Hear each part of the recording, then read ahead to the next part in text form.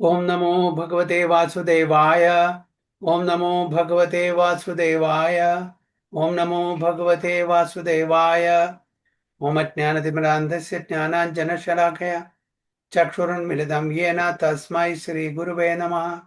Shri Chaitanya Manobhishtam Sthapitam Yena Bhutale Swayam Rupa Kada Mahyam Dadati Supatantikam Vandeham Shri Gurum Shri Utapatakamalam Shri Guru Vaishnavamsya Shri Rupam Sagrajatam Sagana Raghunatham Vidam Tam Sajivam Sadvaitam Savadutam Parijana Saidam Krishna Chaitanya Devam Shri Radha Krishna Padan Sagana Lilita Shri Vishakham Vidamsya Ye Krishna Karuna Sindhu Dinabandho Jagatpati Gopesha Gopika Khanda Radha Kanda Namostute Tapta Kanjana Gaurangi Radhe Vrindavaneshwari Shabano Sude Devi Pranamami Hari Priye Vancha Kalpatarubhesha Kripa Sindhu Bevacha Patidanam Pavanebhyo Vishnavebhyo Namo Namaha Om Vishnupadaya Krishna Prishtaya Bhutale Shrimade Bhaktivedanta Swami Namine Namaste Saraswati Deve Gauravani Pracharine Nirvishesha Shunyavadi Paschatya Deshatharini Jai Shri Krishna Chaitanya Prabhu Nityananda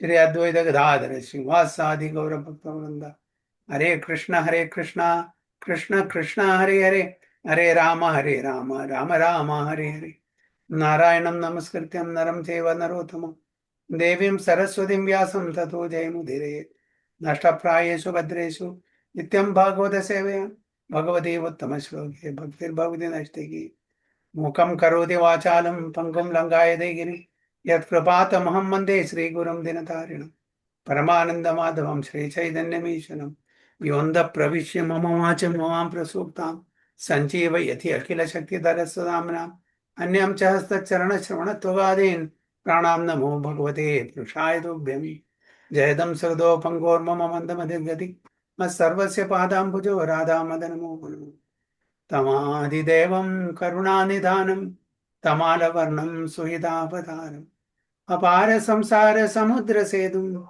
Vajamahe Bhagavata Surupam Paramananda Bhattaya Premavarshyaksharaya De Sarvada Sarvasevyaya Sri Krishnaya Namostumi Gurue Gaurachandraya Radhikaya Tadale Krishnaya Krishna Bhaktaya Tad Bhaktaya Namah Hare Krishna Hari Om Tat Sat. So welcome all the devotees for today's Srimad Bhagavatam class. And please accept my humble obeisances. We are reading from Srimad Bhagavatam, first canto, 8th chapter, verse number 10 onwards. Abhidravati mam isham sarastaptaya suvibho kamam dhatau mam natham mame garbho nivatyatam Abhidravati mam isham sarastaptaya suvibho kamam dhatau mam natha mame garbho nipatyatam. Hare Krishna, Jubi Maraji. Hare Krishna. Abhidravadi mamesha sharastapataya sovibho kamam dehadu mam nada mamo garba nibatatyam. Uma. Hare Krishna. Please. अभिद्रवति मामीशा शरस्तप्ता यशो विभो कामं दहतु मां नाथा मामे गर्भो निपात्यताम्. Very good. Kapil Prabhu, translation, please. Hare Krishna, my Buddhanuvat Pranam. Krishna. O my Lord, you are all powerful. A fiery iron arrow is coming towards me fast. My Lord, let it burn me personally if you so desire, but please do not let it burn and abort my embryo. Please do me this favor, my Lord. Very good. Oh my Lord, you are all powerful. If a fiery iron arrow is coming towards me fast, my Lord, let it burn me personally if you so desire. But please do not let it burn and abort my embryo. Please do me this favor, my Lord. So Uttara is running and coming towards whom? Lord Krishna. She is crying also. And at the same time, she is requesting Supreme Lord Krishna to save the embryo in her womb. Even if she has to die, no problem. So that is the compassion of the Vaishnavas. See, even at the cost of their life, they want to save others. So even if something happens to them, there's no problem. But they want to save and protect other living beings, other Vaishnavas. So if you so decide, then let it burn me, no problem. I am not worried.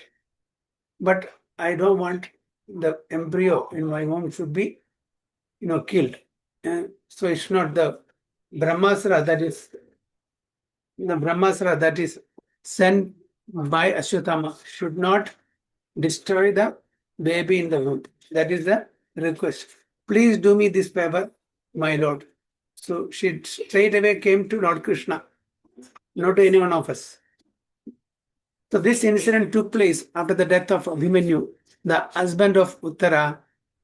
Abhimanyu's widow Uttara should have followed the path of her husband, but because she was pregnant and Maharaja Parikshit, the great devotee of the Lord, was lying in embryo, she was responsible for the protection.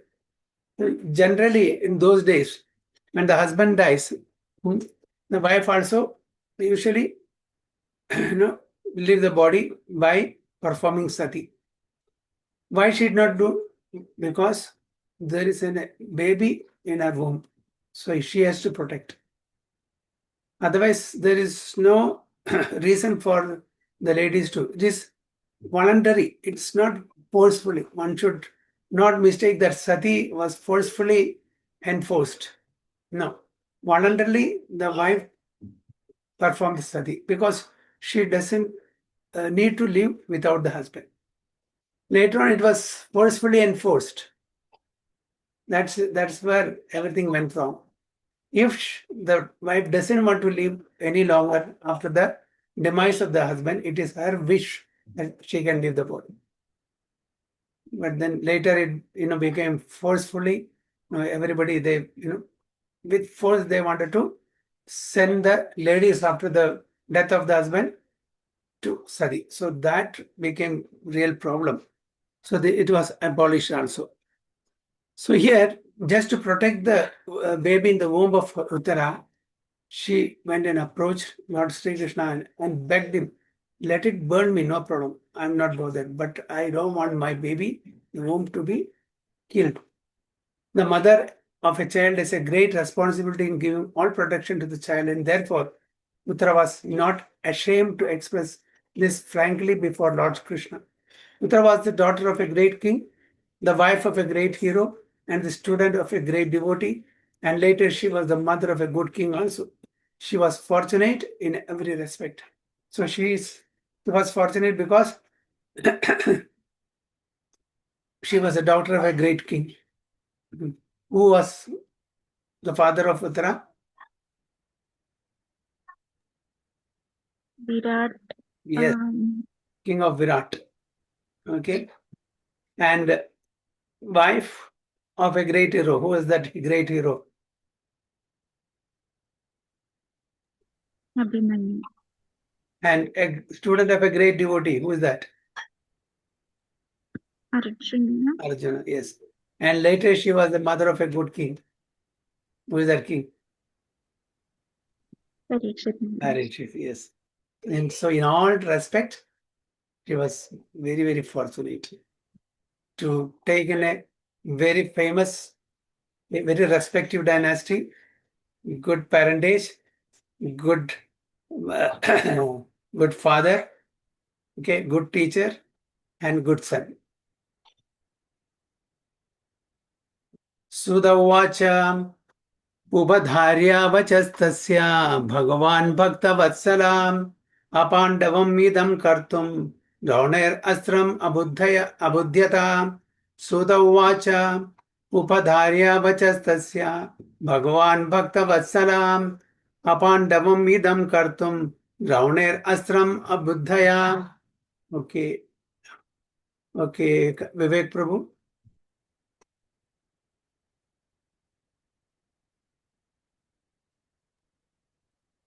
Hare Krishna Prabhu ji.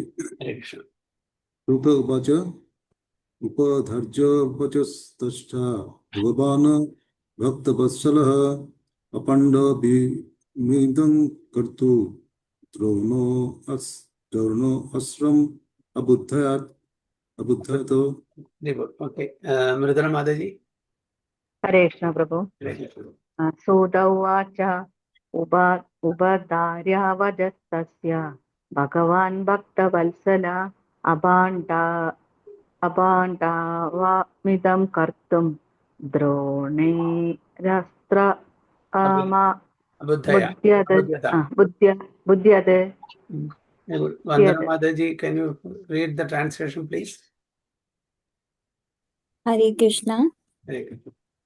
Sutta Goswami said, having patiently heard her words, Lord Sri Krishna, who is always very affectionate to his devotee, could at once understand that Ashwathama, the son of Dronacharya, had thrown the Brahmastra to finish the last life in the Pandava family.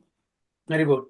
Sudha Goswami said, having patiently heard her words, Lord Sri Krishna, who is always very affectionate to his devotee, could at once understand that Ashwathama, the son of Dronacharya, had thrown the Brahmastra to finish the last life in the Pandava family. So this is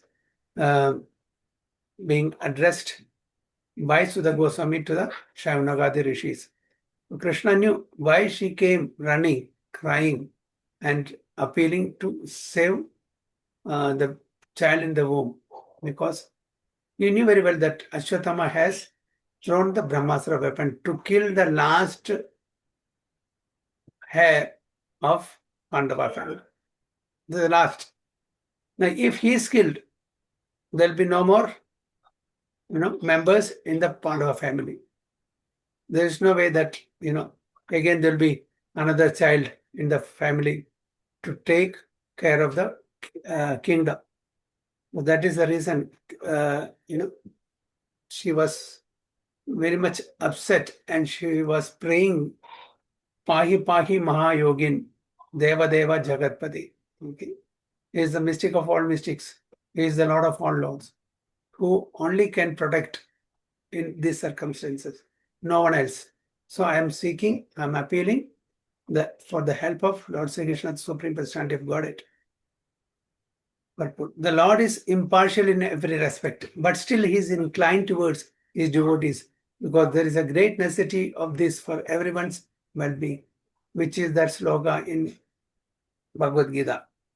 Lord is impartial in every respect, but still he is inclined towards his devotees, because there is a great necessity of this for everyone's well-being. What is the sloka?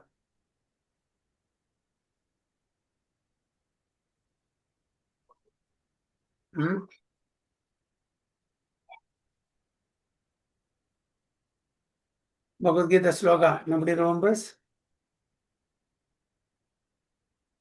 Samoham sarva bhuteshu name deshyosti na priyaha e bhajanti tu mam bhaktya mayi te teshu chapyaham.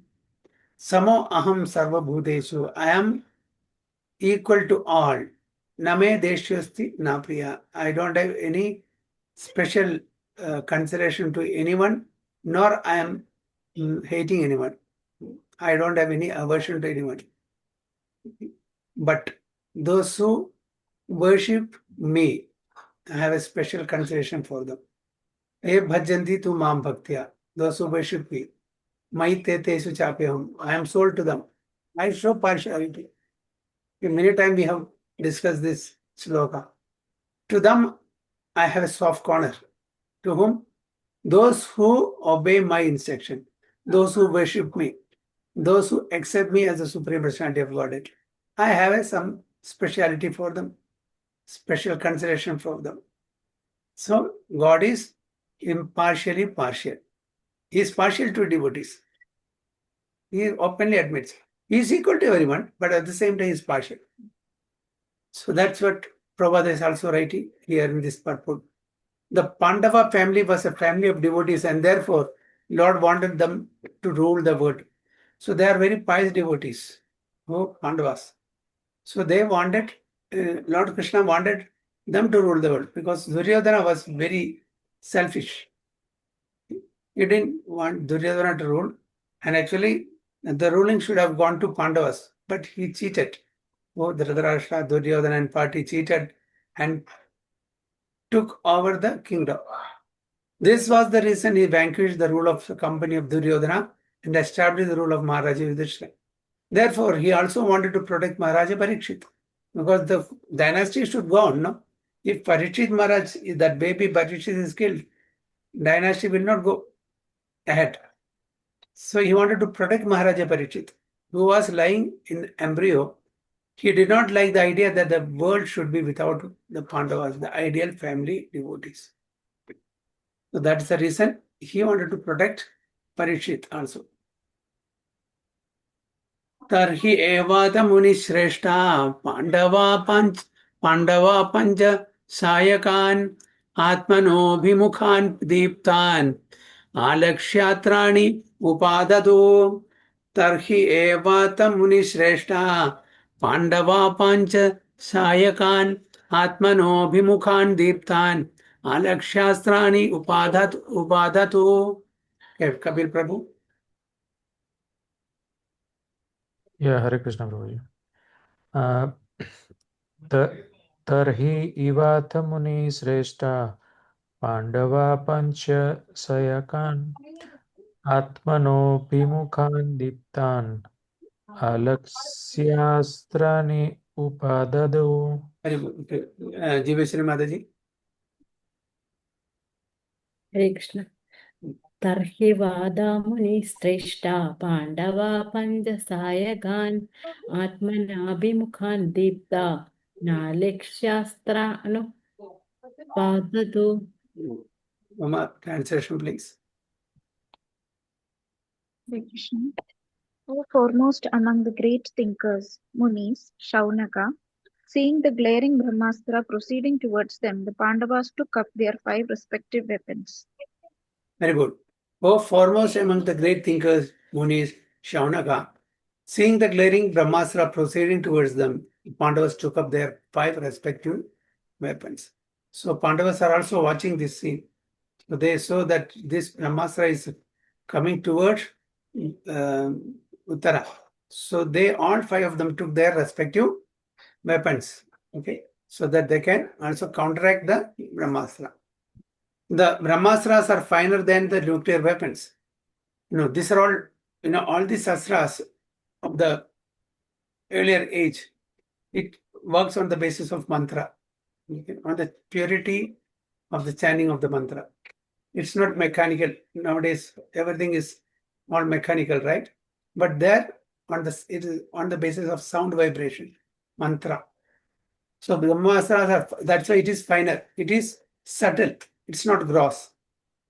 It's not gross. Finer than the nuclear weapons. Ashwatthama discharged the Brahmastra simply to kill the Pandavas, namely the 5 brothers headed by Maharaja Yudhishthira and their only grandson, who was lying within the womb of Uttara. Therefore, the Brahmastra, more effective and finer than the atomic weapons, was not as blind as the atomic bombs. So atomic bombs, it will destroy, a large section of the people or society or nation. But this is to the point. If you want to attack one particular person, it can attack. So that precise it is. Not unlike the atomic bombs. When the atomic bombs are discharged, they do not discriminate between the target and others. Mainly the atomic bombs do harm the innocent because there is no control. It may fall in the right place or some other place also. If there is any miscalculation, then it will fall some other place, not the intended place. But the Brahmastra is not like that. The Brahmastra is not like that. It marks out the target and proceeds accordingly without harming the innocent. It is the targeted person only it will destroy. In this case, the baby in the womb was the target. So only the baby will be destroyed, not anyone else. So it has got that capability that, what you call, very subtle science it is. Without disturbing, without killing others, it will pinpoint the particular person and only kill that person. So that advance was the science in those days. Now the modern science also, although it is gross, they're also going in that direction.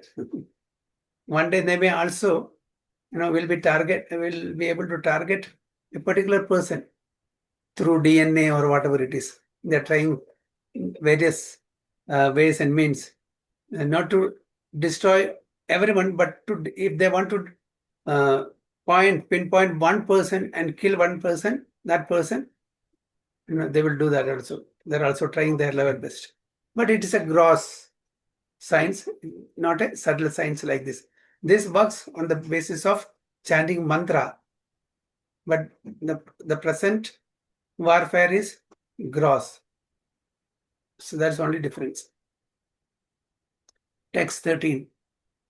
Vyasanam vikshatat ananya vishayatmanam sudarshanena swastrena swanam raksham vyadhat vibhu. Vyasanam vikshatat ananya vishayatmanam sudarshanena swastena swanam raksham vyadhat vibhu. Vandana Mataji. Hare Krishna, Prabhuji. व्यसनं विच्छेदते सामान्य विषयात्मनां सुदर्शनेन शास्त्रेण श्वानां रक्षां व्यधाद्विभु. Very good. Okay. Mrudula Mataji. Hare Krishna, Prabhu. Vyasanam vikshata teksham ananya vishayatmanam sudarshanena sastrena swanam daksham vidat vibhu. Vivek Prabhu, translation, please.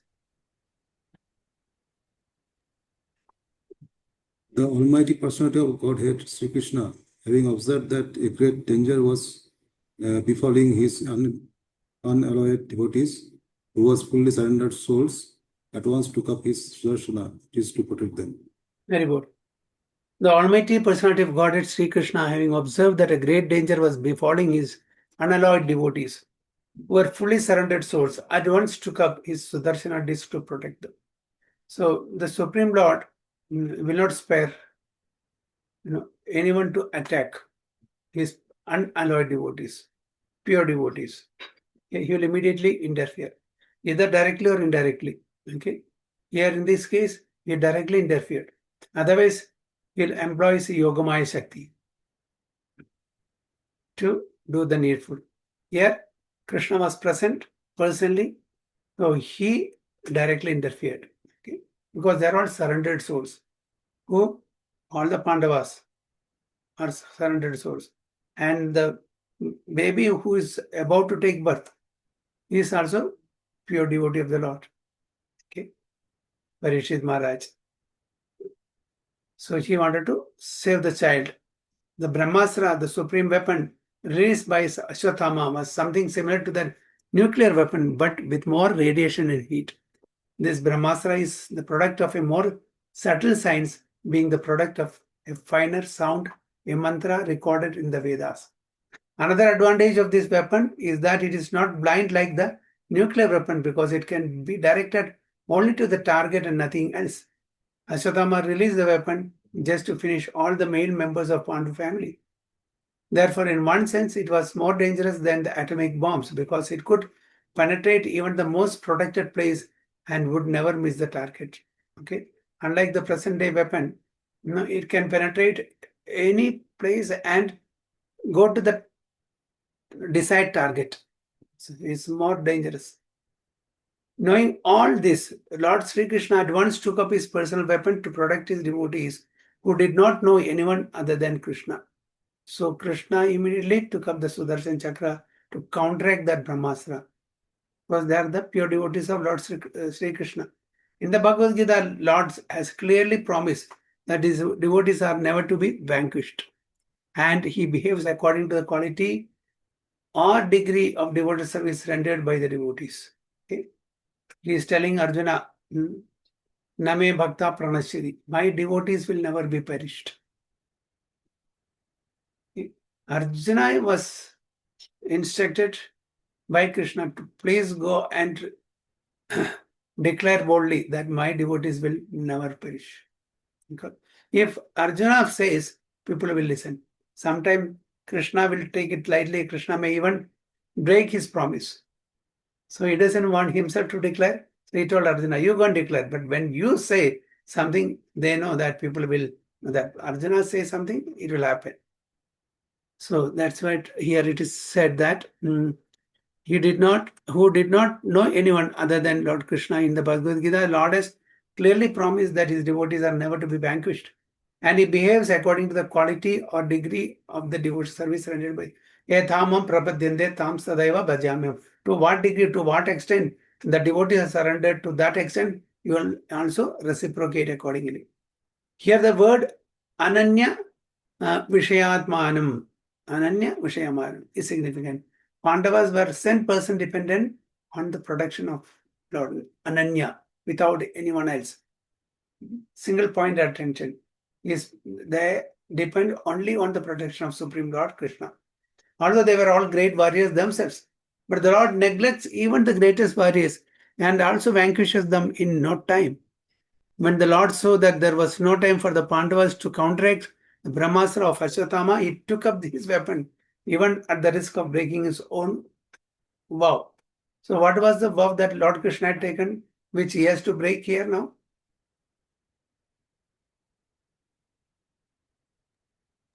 He will not. That he will not take weapon, Guruji.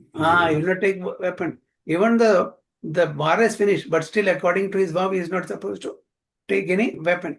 So even at the cost of breaking his own promise, he wants to save the devotees. So when the Lord saw that there was no time for Pandavas to counteract the Brahmastra of Ashwatthama, took up his weapon even at the risk of breaking his own vow. Although the battle of Kurukshetra was almost finished, still according to his vow, he should not have taken up his own weapon. But the emergency was more important than the vow. So at times, we may have to forego our vows or promises. We have to prioritize certain things. When that is more important, okay. For example, a snake is coming and snake is about to bite a devotee. Okay. What we should do? Whom we should save? The devotee or the snake? Killing is, even killing an ant is sin. But here is an emergency. The snake is going to bite a devotee and we have to kill the snake. It's not sinful because we have to protect the devotee at any cost, because that devotee can, elevate, liberate many living entities, many people, which the snake cannot do. So, although killing is abominable, it is sinful. Here at this juncture, we have to kill that snake. Otherwise, the devotee will be killed. So we have to see. We cannot blindly say. So that was the main mistake Bhishma Pitamaha did. He took a vow that he will always support the kingdom of Hastinapura. He will not say against anything that the kingdom wanted, or Duryodhana or Dhritarashtra, whoever rules. He will not go against the ruling king. He will always support. So when Draupadi was disrobed, what he did was correct. So he had to hold his vow high. He did not break his vow. If he had, done the needful, Kalli forget about my vow. And at this time, I have to safeguard or protect the chastity of a lady who is being disrobed. That should have been the real, duty at that point of time, which he failed to do. So here also, Krishna says he will reciprocate to the extent we go to Supreme Lord Krishna. To that extent. Okay.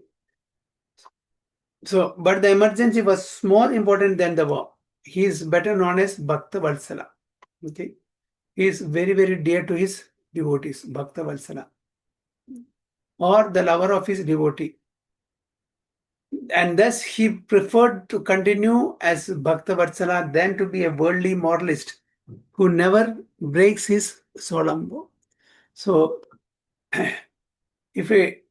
whether he should be called as a worldly moralist or he should be called as a Bhakta Vatsala, which one is better?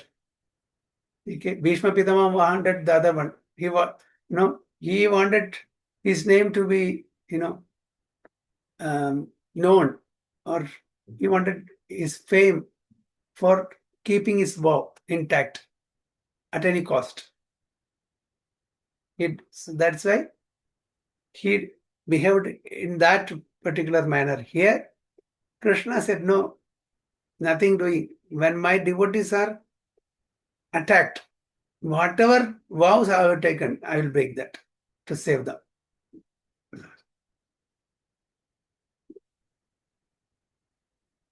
Text 14. So, Prabhuji, here, couple of slokas before, Yeah. we have read that, Ashwatthama Muni was taken out and he has thrown the arrow and Ashwatthama, you remember that couple of, but again we are talking about Ashwatthama. Yeah, but he was left free, no? Actually, they did not kill him. So this was the last resort. He was so revengeful. No, he should not have been spared at all at that time, should have been killed. But because of the mercy of Draupadi and Yudhishthira Maharaj and others, he was spared. And he again took the revenge. The last, the last hair in the Pandavas the should be destroyed. The revengeful mentality was such that he wanted to destroy the complete Pandavas. So they shouldn't have spared Ashwatthama. This is also a lesson for all of us.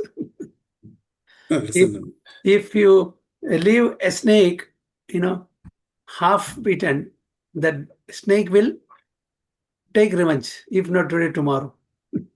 Either leave him free or kill. Here, insulted, it is worse than death.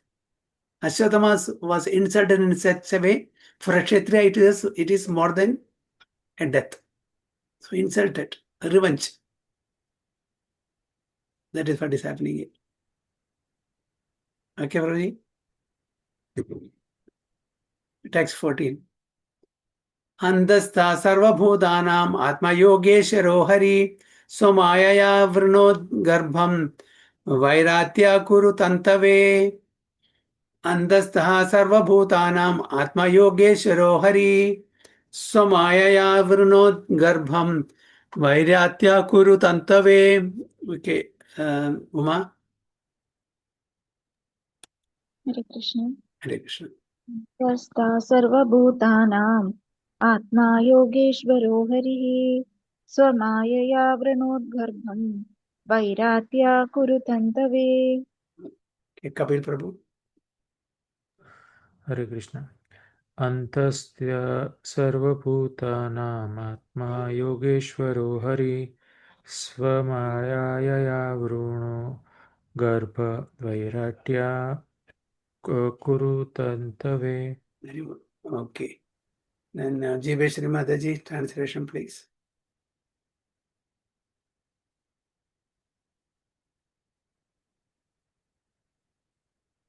You're on mute, Mataji. Please unmute. The Lord of Supreme Mysticism, Sri Krishna resides within everyone's heart as the Paramatma. As such, just to protect the property of the Guru dynasty, he covered the emperor of Uttara by his personal energy. Very good. The Lord of Supreme Mysticism, Sri Krishna, resides within everyone's heart as Paramatma. As such, just to protect the progeny of Guru dynasty, he covered the embryo of Uttara by his personal energy. So what Krishna did? He covered the embryo of Uttara by his personal energy to protect the womb from being destroyed. The Lord of the Supreme Mysticism can simultaneously reside within everyone's heart or even within the atoms by his Paramatma feature is planetary portion. So the Lord is present everywhere, even in atoms, not only in the heart of every living being, but in each and every atom also. Therefore, from within the body of Uttara, he covered the embryo to save Maharaja Parish and protect the progeny of Maharaja Kuru, of whom King Pandu was also a descendant. Both the sons of Dhritarashtra and those of Pandu belong to the same dynasty of Maharaja Kuru. Therefore, both of them were generally known as Kurus. So it is not Pandavas and Kauravas. This segregation was made by Dhritarashtra. So there are Kauravas only, Kurus, descendant of Kuru, Maharaja Kuru. But then the segregation happened only because of Dhritarashtra. The first sloka, you remember? What did Dhritarashtra Uvacha? Dharmakshetre Kurukshetre. Yes. Ramadaha Pandavaschaiva. Kim Agurvada Sanjaya. Okay. So my children and Pandu's children, what did they do? Otherwise, they're all actually Kauravas from the same dynasty, isn't it? Since the sons and grandsons of Dhritarashtra were killed in the battle of Kurukshetra, the last son of the dynasty is designated as the son of the Kurus. Okay.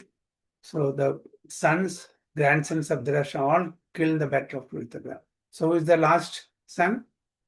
That is Parikshit. He will be designated as the son of Kurus. Text 15.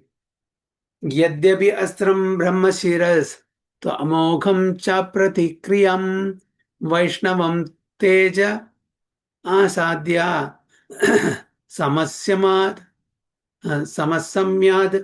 bhrugudvaha yadyapi astram brahmashiras tvamogham cha pratikriyam vaishnavam teja asadya samasamyad bhrugudvaha. Hare Krishna. Okay, Vandana Mataji. Hare Krishna. Hare Krishna. Yadapyastram brahmashirasattamobham chapratikriyam vaishnavam teja ashadya shamshamyad bhragudvaha. Okay, Mridula Mataji. Hare Krishna Prabhu. Hare Krishna. Yadapya astra brahmasya Mohamcha cha pradikriyam Vaishnavam teja asadya samshayad guduha. Hare Krishna. Vivek Prabhu, translation please. O Sanuka, body of Bhigu's family, although the supreme Brahmastra weapon used by Ashwatthama was irresistible and without check or counteraction, it was neutralized and foiled when confronted by the strength of Vishnu, Lord Krishna. Very good. O Shaunaka, glory of Bhrigu's family, although the supreme Brahmastra weapon released by Ashwatthama was irresistible and without check or counteraction, it was neutralized and foiled when confronted by the strength of Vishnu. Brahmastra cannot be counteracted so easily. Okay, it was so Lord Krishna with his power, okay, with his energy, neutralized and foiled the Brahmastra. So in the Bhagavad Gita, it is said that the Brahma Jyoti or the glowing transcendental effulgence is resting on Lord Sri Krishna. In other words, the glowing effulgence known as Brahma Tejas is nothing but the rays of the Lord, just as the sun rays are the rays of sun rays. So the glowing effulgence, the Brahma Jyoti or Brahma Tejas is emanating from the body of Lord Sri Krishna, nothing else. So because of that effulgence, even Surya Narayan, okay, sun is giving light and heat. It's not, sun is not giving light and heat on its own. It is because of the energy of the Supreme Lord, Narayan or Krishna, sun can give light and heat. Okay, the weapon. Okay, so the Brahma weapon also. So this Brahma weapon also, although materially irresistible, could not surpass the supreme strength of the Lord. The weapon called Brahmastra, released by Ashwatthama, was neutralized and foiled by Lord Sri Krishna by his own energy. That is to say, he did not wait for any other's help because he is absolute. So he didn't want to take assistance from anyone. He is the Supreme Personality of Godhead. He is independent, he is Swarat. Okay, so he can do anything and everything just by his willing only. Simply by his willing, he can get things done. Others, we have to depend. Okay, we have to depend on our karma. We have to depend upon our, relatives, our friends, our money, other things. Or ultimately, we have to depend on the Supreme Personality of Godhead. We cannot do anything on our own. But Krishna is independent Supreme Personality of Godhead. Everyone is dependent on him. So that's why Prabhupada says he did not wait for any other's help because he is absolute.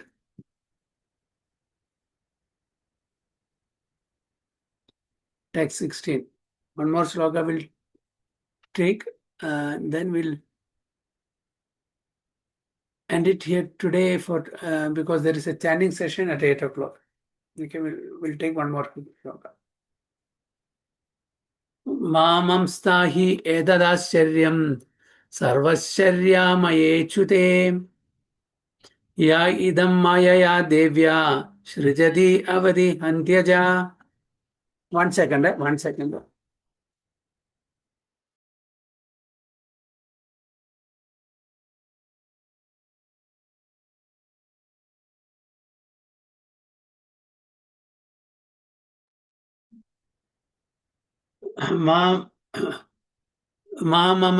Mamamstahi edadascharya sarvascharyamayechute ya idam mayaya devya shrajati avadi hantyaja. Hare Krishna. Jai Shri Mataji. Hare Krishna. Mam Sahitacharyam Sarvacharyamaya Achyuta Ya Idam Mayaya Devya Rijadvadi Handachaha. Okay, Uma. Hare Krishna. Hare Krishna. Mamam stahetaदाश्चर्यम् सर्वाश्चर्यमयेषुते या idam mayaya devya सृजत्यव्यति हन्त्य च. Okay, Vivek Prabhu, translation please.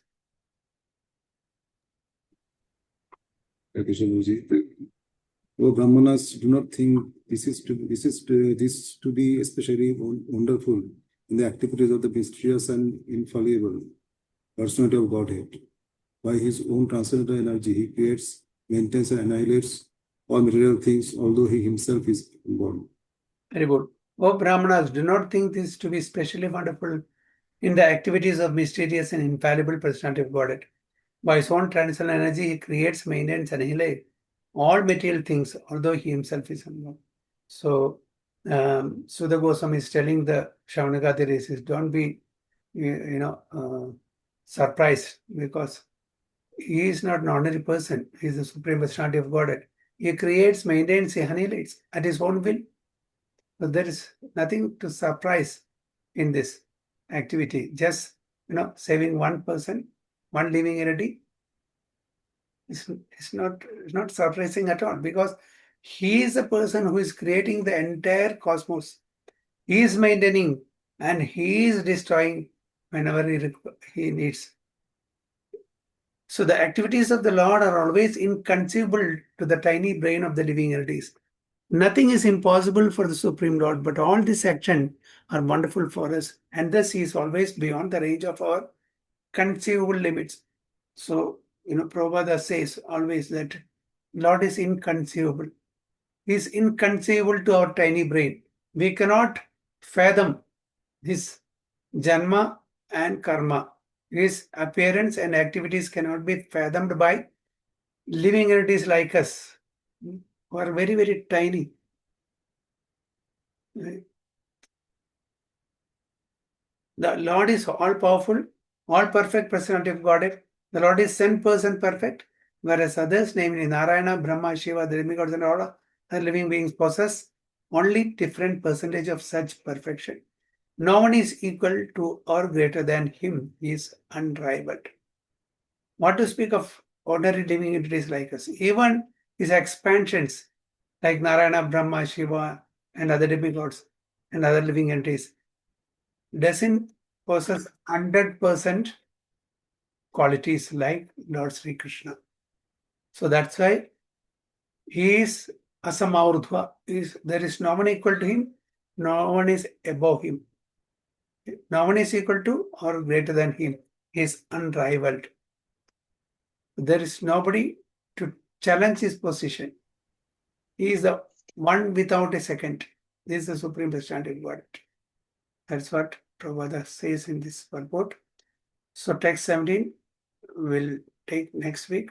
Vancha kalpatarupescha kripa sindhu bevacha patitanam pavanebhyo vaishnavebhyo namo namo. Ananta Koti Vaishnavati ki jai. The Prabhupada ki jai. Guru Maharaj ki jai. Thaibo Premanande. Hare Krishna. So I will close here. Hare Krishna. Hare Krishna. So